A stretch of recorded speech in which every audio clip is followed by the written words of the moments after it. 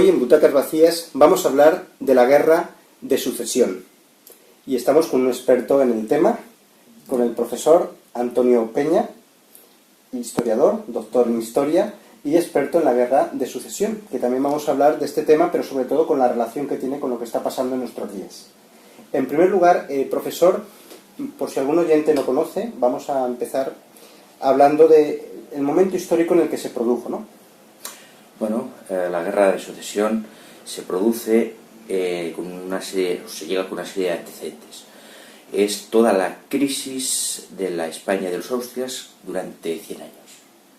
Crisis económica, crisis militar, crisis social, crisis del cuerpo social, estamental, la nobleza, que había mantenido financieramente, incluso pagando de sus bolsillos, a la monarquía y sus acciones.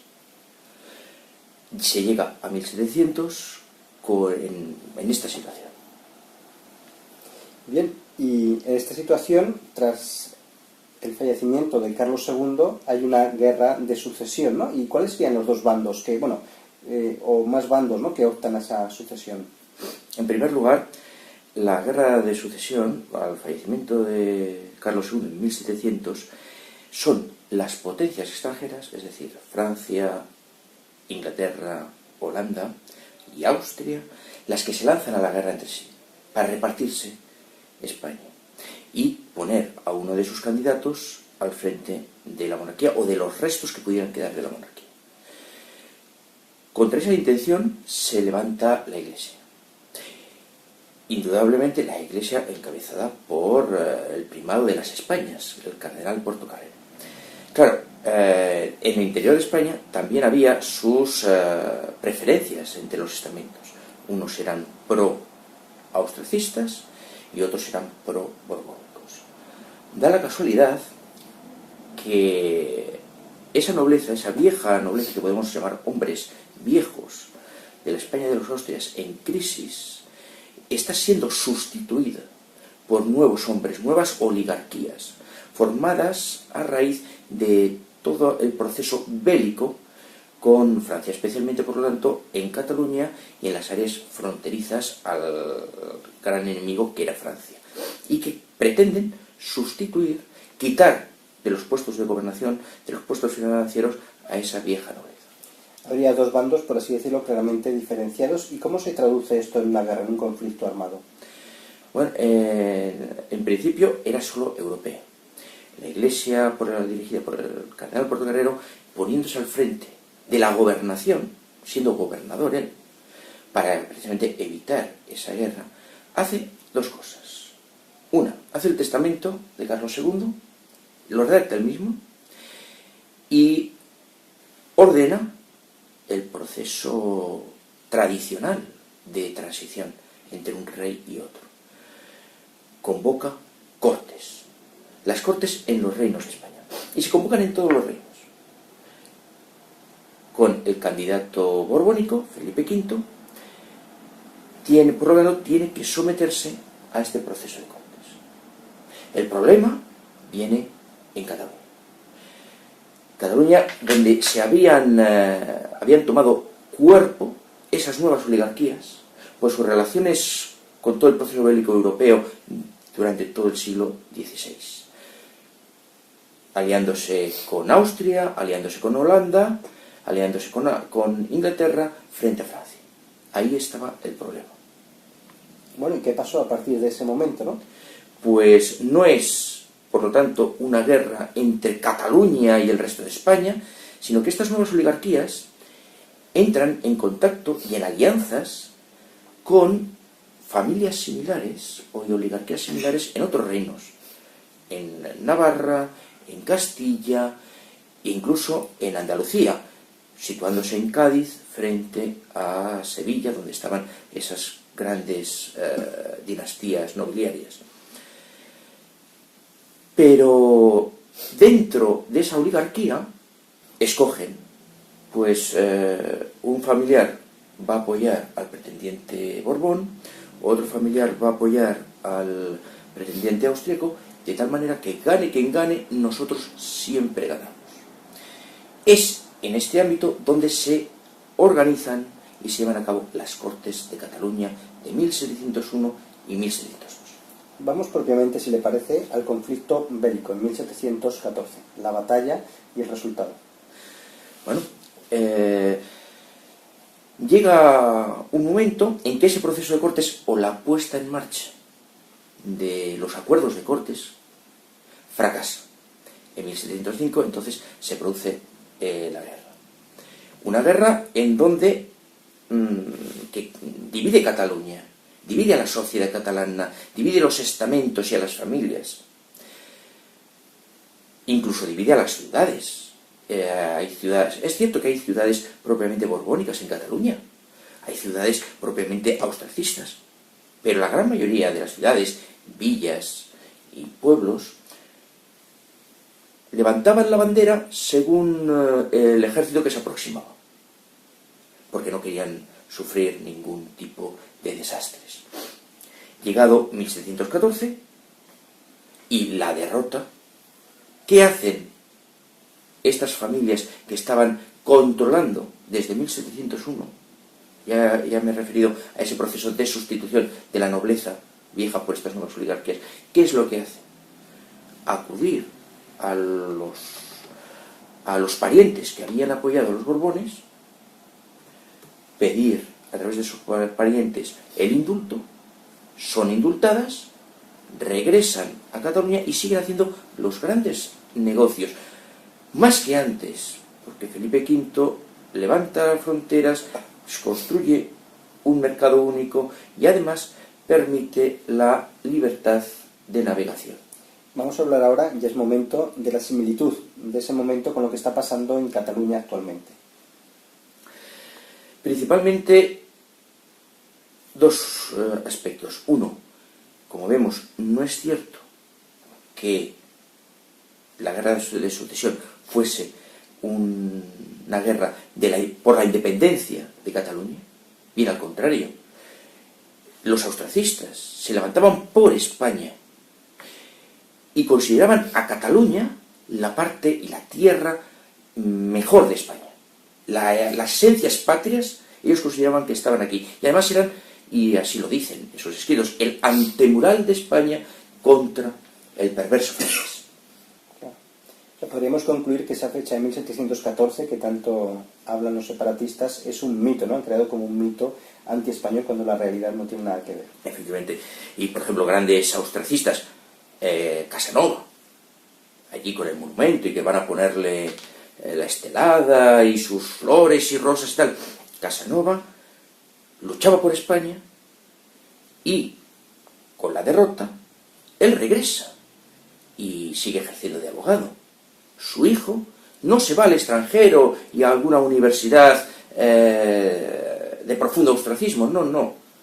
Se va a la Borbónica, a estudiar a la Borbónica Universidad de Cervera. Pero así hacen muchos otros, los Castelví, o, por ejemplo, el mismísimo embajador catalán en Londres, Pau Ignasi Dalmases. La familia Dalmases gestiona el regreso de Ignasi Dalmases. Ignasi va a Madrid, se arrodilla delante del rey, de Felipe V, le pide perdón, vuelve a Cataluña y hacen los grandes negocios. La historia está muy clara, pero ¿cómo puede haber compañeros suyos de profesión, profesores de historia separatistas, que cuentan otra versión? A ver, la historiografía hoy mínimamente seria, independientemente de las opciones, ya ha aceptado esto. Hay otros, es cierto que hay otros sectores, no tan profesionales, por decirlo suavemente, muy politizados, que no trabajan para dar a conocer la historia, sino trabajan por la política y por una línea política concreta. Claro, pero esa propaganda es eficaz porque muchos jóvenes pues llegan a creer que esa fecha es una fecha contra España, ¿no? Y la mayoría de la población separatista pues se lo ha creído por completo. Principalmente por los medios de comunicación. Cuando se hacen programas de televisión, documentales, de tipo divulgativo, no para especialistas, conferencias de tipo divulgativo, no para especialistas, Se intenta, por un lado, se intenta resumir muchísimo, y por otro lado, lo que se intenta es dar una visión que apoye, una visión de la historia, que apoye un proyecto político. Porque sin ese soporte histórico, buena parte, no digo todo, pero sí que buena parte del sostén ideológico de esa opción quedaría sin raíces. Me gustaría que recalcase ahora la esencia católica de España, ¿no? Cómo es la esencia de nuestro país. Es que sin entender el catolicismo, o sea, sin entender, no se podría entender España, ¿no? Efectivamente, España tiene su fundamento y su sentido en la Iglesia Católica. En el Concilio de Toledo del año 587 es muy claro con la conversión de Recadero. Y ahí está la Iglesia, había realmente un peligro de desmembración del reino y de una guerra. Y ahí está la Iglesia enfocando por dónde han de ir las cosas.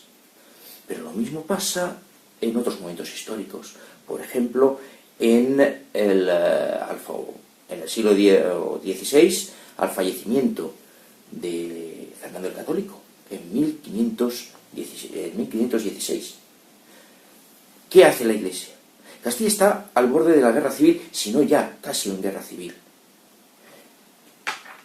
Navarra a punto de desmembrarse y separarse de la unión de reinos. ¿Qué hace el cardenal Cisneros?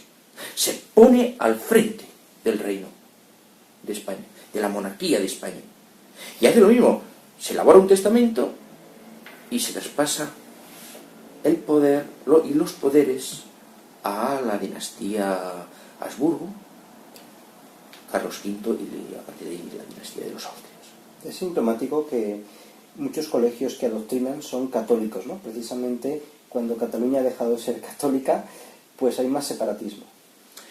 Precisamente por eso, cuando se abandona, primero, yo creo, desde mi punto de vista, que hay tres ataques que son, primero, atacar a Dios, la fe.